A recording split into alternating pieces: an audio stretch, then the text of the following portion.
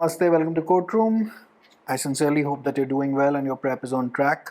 So after having discussed about 15 odd passages in the part A wala section of the course, we will now proceed ahead to discussing and tackling out, or rather how to tackle questions for part A. So for that I need you to open mock 1 that I had designed for the 2023 batch. So these were the mocks that we used to train our students better. We will discuss these questions. So I want this open ये आपके in front of your desk right now. So we send this in a folder such as this. If you really haven't figured out, well, यहाँ पे this folder is there. I had not sent the full on answer sheet. Just pull out the OMR sheet as well. The OMR sheet as well. You're going to be filling it out and get into a practice of filling out the OMR sheet, because if you just make one damn mistake in this entire sequencing, your entire attempt, your entire year can go to waste. So OMR sheets need to be handled very carefully. The better trained you are, the more practice that there is, the lesser chances of you, well, messing up in the exam. Alright, so I'll just keep this here. This passage, so similar passages are going to be given to you in this exam. In fact, if you pick up the 2022 ka question paper, that is 22 ka question paper that we have also sent you in your folder as well. यहाँ पे होगा, let me just get it for you. This one, जिसके ऊपर ये सब लिखा है. If you keep this mock on one side, that is this mock on one side, and you compare this question paper with it, you will find that it is an exact replica. I have tried to keep the level, so this takes a lot of time to create, so I've tried to keep the level as in a 1-to-1 ratio so that you get the exact feel of the exam. All right, so this is what you can expect in the real life exam, and I usually design all of this, and I could have reused part A passages again for this year's mocks as well, because, well, you know, those legal situations that I've given you, they can be reused anytime, but I'll give you fresher ones instead of these ones. So because these ones you already have them. All right, now when we come to this passage, go to question number 1. First and foremost, go to question number 1, and question number 1 में जो लिखा हुआ है, based on the author's conclusion in the passage, I'll just grab that pen. Which of the following is most accurate? So what is the question? This is one type of question. There are going to be a hell lot of type of questions in critical reasoning primarily, but this is one foremost, most frequent, most common type of question. So this is based on the author's conclusion in the passage. Based on that, so we'll need to find out what is the author's conclusion first and foremost, right? If you have read through this passage, so now you can pause this lecture here and read through the passage and then come back. All right, and in 3, 2, 1, hopefully now you're back. The author says, I would not say that I was arrested because I'm a Muslim. Everyone keeps saying that, but I don't agree. I say I was arrested because I'm a journalist and because I am from Kerala. All right. His conclusion is that he is a journalist, and because he's from Kerala, he's a practicing Muslim, but I believe that it was my identity as a journalist from Kerala which was used to target me. Extracted with edits and revision from Siddiqui Kapan says I was not arrested, etc. Alright. Now, after having gone through this passage, he is saying, at the end he's saying, so this is mostly his conclusion. I'm not saying that the conclusion necessarily is at the end of the passage in every passage, but mostly it is. Alright. So this is a medium level का आपका passage. यहाँ पर based on the author's conclusion in the passage, which of the following is most accurate? So you can also say कि which of the following is the author most likely to agree with. Alright. So all journalists with opposing views are regularly arrested by the state. You would think that this is the answer based on the overall tone of the passage, but it is not. Why? Because the author, the question was asking based on the author's conclusion. Right. So all journalists with opposing views are regularly arrested by the state. So this sort of an option, which looks very lucrative, which can, you know, looks damn nice, but hang on to this, may just not be the correct one. Some journalists have close links with politicians. Go through the passage again. you may just find this some similar sort of a statement that that I was in touch with a few politicians, etc. May not find it, may find it. But that is not the author's conclusion, no. And based on the author's conclusion, you can't say that this statement is true, even if it is there in the passage. Do you understand what is happening here?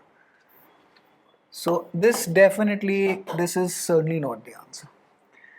There is absolute freedom of speech in India. Can you really say this based on the author's conclusion? Can you really say this?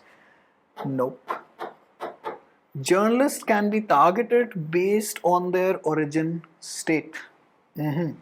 Looks good, right? Looks good. He says, I am a journalist because I am from Kerala, and he says that, well, I say that I was arrested because I am a journalist because I am from Kerala. Do you understand what is happening here? So which of the answers is correct? Well, the answer D is correct. It is as simple as that. So what you will now do is you are going to pick up your OMR and mark out D. Just shade it out. In the real life exam, you are going to be using a black pen.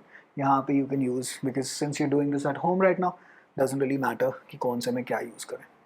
Which of the following is an antonym of incited as used in the passage? So this is a simple vocab based question. Ideally speaking, you should have a vocab ki notebook and try to write new words that you find that you have a confusion in or that you have not ever heard of before. So incited के आगे ये आपका incited का antonym. अच्छा, and during exam anxiety में we sometimes misread an antonym as a synonym and synonym as an antonym.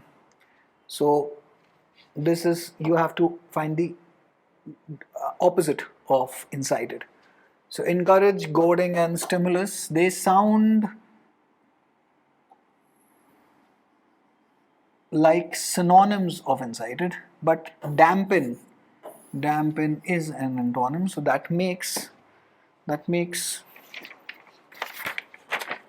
2 का answer D. Mark it in your OMR and do mark it. Alright. Now, question 3. Now, such sort of a question was, well, it was not really asked in the 2023 part A, but it was asked in 2022's part A. And this was a very decent level question. This is primarily a legal reasoning question. So it will have, the theme will be little similar to the passage that they have asked you, but however, having said that, this question, this specific kind of question, you can pretty much tackle on your own, whether the passage is given or whether it is not given. The only damn trick to this is that whatever principle of law that they have given you, that they will very clearly state. So you do not need any prior knowledge of law for this exam, but if you have a basic understanding, it certainly helps. And for that, part B वगैरह वाले, the portions in the course will help you, enable you to develop that, and we'll be discussing legal situations from these mocks as well. You will stick specifically for part A sort of legal reasoning questions. They may just return to this sort of question in 2024 ka exam. You will stick with the principle that you have taken. So if you are in the CUETPG program, you will throw all your Bare Act ki knowledge, legal knowledge on one side. Whatever that they have given as the legal principle to be applied, that is all that you will apply. You will have to, this is the cardinal rule of such questions, you have to stick to only this, and they are testing you that whether you can stick to only this, whether your mind has the power to stick to only this and not apply, or rather not create, you can say, logical scenarios, even though you may be correct in your mind, but not as per the legal principle that is given. Alright. So assume that a hypothetical country has a constitution that includes provisions that allocate the power to deal with various matters amongst the executive, legislative and judicial branches of the state. Great. The constitution is the highest law of the land, and all state authorities must act in accordance with provisions. The constitution provides that the legislature has the sole authority and discretion to make new laws. Right, great. So who has the sole authority? The legislature, that is the parliament of that country, and the judiciary has the power to resolve disputes according to the law, in the course of doing which it may also interpret laws and penalize the legislature for misusing laws. So the judiciary has the power to do what? To interpret and to penalize the legislature. Alright. Now once you read this situation, we'll come back to this very principle that is Shivangi Lal, she is studying in CLC right now, must be in second year on the day when I'm shooting this, former student, suffered enormous economic hardship when she was arrested because of suspect material found on her laptop. Great. She approaches the court after she is out on bail, this should be out, and argues that it is the state's responsibility to not harass journalists based on mere suspicions. Very similar sort of a scenario that was given in the passage. The legislature must, she argues, so she's gone to the court, she's arguing that the legislature must pass a law detailing bail conditions and compensation mechanism exclusively for journalists who have suffered economic distress. Alright. She also seeks compensation for her arbitrary arrest. Which of the following is the most accurate described in this concept? Great. Now, you have 4 options and you have to point out which of the following would be most accurate in this context. So she's gone to the court and she is crying about, well, that she's been harassed. All right. So the court can order the legislature to pass such a law. So she's requesting the court to pass a law on bail. Since the protection of journalists is critical, if the legislature does not act by itself in such important matters, the judiciary can step in and force the legislature to do so. Can it really do so? So your mind will say, yeah, sure, this is the lengthiest option. ये वाला अच्छा लग रहा है, ऐसा तो होगा ही कि judiciary can order the legislature. But in the principle that was given to you, they have only told you the legislature has the sole authority. The judiciary cannot do anything. The judiciary, all that the judiciary can do, it has the power to resolve disputes according to the law, but the law will only be passed by the legislature, in the course of doing which it may also interpret laws and penalize the legislature for misusing laws. So it has 2 functions, or rather 3. It has the power to resolve disputes, it has the power to interpret laws, and it has the power to penalize the legislature. That is the judiciary's role. Having said that, it is nowhere given that the judiciary can order the legislature to pass such a law. Alright, so that will have to be there in the answer. Now let us go ahead. So this option is certainly, it is incorrect. The court cannot order the legislature to pass such a law. Since new laws cannot be passed on the request of a single individual, Shivangi should gather more suffering journalists and approach the court again. Now you tell me whether this was given in the principle. No, it was not given in the principle. If in the principle it is said that if there is a sizable population that wants a new law, they can approach the court and then the court can order if the population is sizable enough. Had this been written in the legal principle, we would have marked this option for sure. But this is not the case. And we go to option number C. So this is also not the correct option. The court can pass an order to provide compensation from the state to Shivangi, but cannot order the state to pass a new dedicated legislation, as it would be beyond its own power. The court can suggest to the legislature to enact a new law dedicated exclusively to the protection of journalists. So these options are very, very similar. Now they confuse you in the exam because when you are basically racing against the clock, you will find कि अच्छा D भी अच्छा लग रहा है, C भी अच्छा लग रहा है. But again, I remind you, stick to the damn principle. So the court can pass an order to provide compensation from the state to Shivangi, but cannot order the state to pass a new law, that is, as it would be beyond its own power. This is the more accurate one. Remember, the question was asking you what it has. The question was asking you, the question is here. Give me 1 second, let me find the question. Which of the following would be most accurate in this context? The court can suggest the legislature to enact a new law dedicated exclusively. May have been the answer, but the more accurate one is C. That is what makes it the correct answer. Do you understand what the game really is? They're asking about the most accurate one. So there will be 2 options that are very, very 1921, as in Hindi we say 1921. One is size 19, one is 21. So they're very, very similar. So this is, you can say that slightly it could have passed as an answer, but however, in the absence of C is the most accurate option in this case. All right. So then you mark 4 because no, this was 3. So you mark 3 as C in your OMR and keep it with you. All right. Then you go here. The UAPA was enacted in which year? So this is, you can say, a static GK related question with respect to the passage, and I believe it was 1967. I'll just confirm from the answer sheet. Yeah, it is 1967. This is a static GK sort of a question. However, even if you don't know the answer, even if you don't know the answer to this sort of a question in the exam, please do attempt it, because you're going to get a negative any which way, right? You are at no loss in attempting it. So this is unless and until they change the marking scheme for next year, that is. So before next year, when we'll be holding the live sessions, I'll tell you all about the marking and how to play the game, because there is a game to be played in the competitive exams. All right. Based on the information, the passage of the following best explains why the author prevented his family to come meet him in jail. All right. Now it says, based on the information in the passage, that is, you have to stick to the passage only, which of the following best explains. So best, you can say synonym of most accurate only. Best explains why the author prevented his family to come meet him in jail. Okay. So the passage was saying, see, in the 2 years I was lodged in prison, my family couldn't come and meet me. The family members of someone who is accused in the same case as me had come from Kerala to meet him, but they were arrested from outside the jail and a case was lodged against them. They had to spend 2 months in jail. After this happened, I advised my family not to meet me while I was in prison. You can say this is almost akin to a reading comprehension style question, right?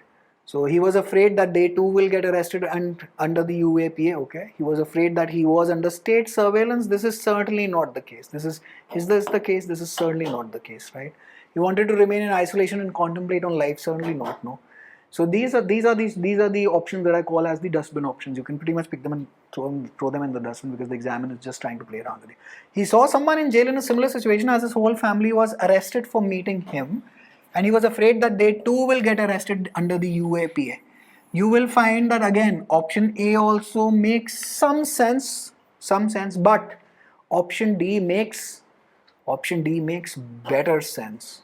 Alright, so option D definitely makes better sense. So he saw someone in jail in a similar situation, because this is precisely what is given to you in the passage. Which of the following best explains why the author prevented his family to come meet him in jail? This is the best option. Alright, so option D then becomes the best option. Alright, what is the name of the investigating research and reporting agency that recently reported to the Adani Group? This is a current affair question.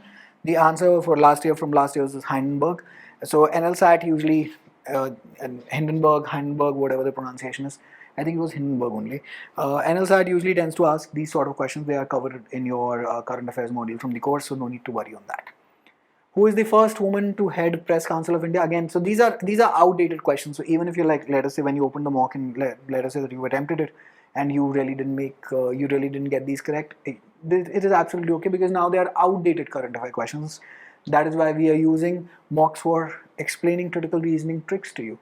Because अब जो इस साल के बनेंगे and then अगले साल के mocks बनेंगे, they'll have to be updated with the latest odd current affairs, but also related somehow to the passage. Who is the first woman to head Press Council of India? So this was again last year. Justice Ranjana Prakash Desai. Fun fact: Justice B.V. Nagaratna is said to become the first CJI of India. Which of the following, if true, so they are not true, is hypothetical situations, would most lend credence to the author's conclusion? So you can say again, this is also one those style of questions which of the following the author is most likely to agree with. That pretty much is this question. It says bail before jail is the norm in India. Okay, there are a number of journalists in jail. Some journalists easily get bail, and journalists from Kerala are often jailed. What was the author's conclusion in the passage? That he was arrested because he was a journalist and from a specific state. You can say bail before jail is the norm in India. How can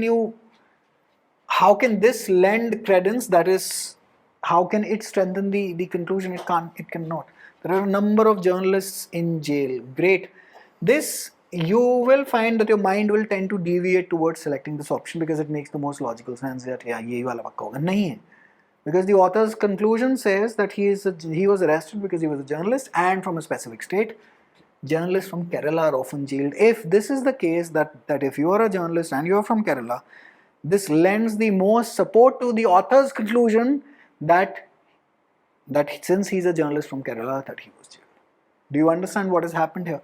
This is the one that most closely connects to what? most closely connects to आपका ये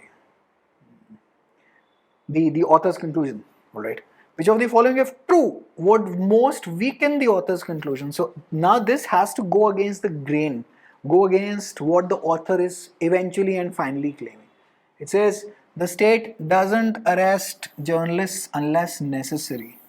Acha, great. Let us look at. So if this were true, that the state doesn't arrest journalists unless necessary, this will certainly is going to weaken the author's conclusion, because the author's conclusion that since he's a journalist and since he's from a specific state, he was targeted. Not because of his religion, but because of his geographical location. It is very difficult to get bail under UAPA. This is, see, they may be individually true. You may think that, हाँ ये बहुत अच्छा है, इसको ऐसे करना चाहिए. नहीं. We have to connect it with the author's conclusion. There are very few journalists in jail based on their domicile origin state. Great, this sounds great. The state doesn't target journalists based on their religion. Now, the author didn't conclude that he was arrested based on his religion, but the author did conclude that since he's from Kerala and since he's a journalist, if this is true, that there are few journalists in jail based on their domicile/origin state, this will most weaken the author's conclusion, alright? So that makes it, give me 1 second, that makes it the correct option, alright? So this you mark it as 9 ka as C in your OMR, alright? And then 10 is which of the following most accurately describes the reason behind the author having a very difficult time in Mathura jail. Now this was a very dicey high level question. This you can say can confuse you also, but he was kept there for a year. Let us look at the passage to find the answer. So he was talking about the Mathura jail. Let me go here and see where Mathura jail really is. Alright. When all of this as evidence, the police booked me and kept me in jail for 28 months. The past is the past. Now I'm happy, I'm out. I had a very difficult time in Mathura jail where I was kept for around a year. When the COVID protocols were in place, I was kept in isolation. So this is specifically talking about the Mathura jail. In the jails, only Hindi books were allowed. But in the jails, he's saying, so not the Mathura jail specifically, just generally, not Malayalam, not English, he says. In Mathura jail, what happened? COVID happened, and thanks to COVID hitting the world, he was kept in complete isolation. So that is what made his life difficult. Which of the following most accurately describes the reason behind the author having a very difficult time in Mathura jail? He was kept there for a year. This is certainly not it. He was kept in solitary confinement. This is pretty much it. He was not given to read books in his own language. This can confuse you. This option may seem correct, but it is not, because this is not talking about Mathura jails. As in, this option is not related to Mathura jail specifically. It is about all the jails.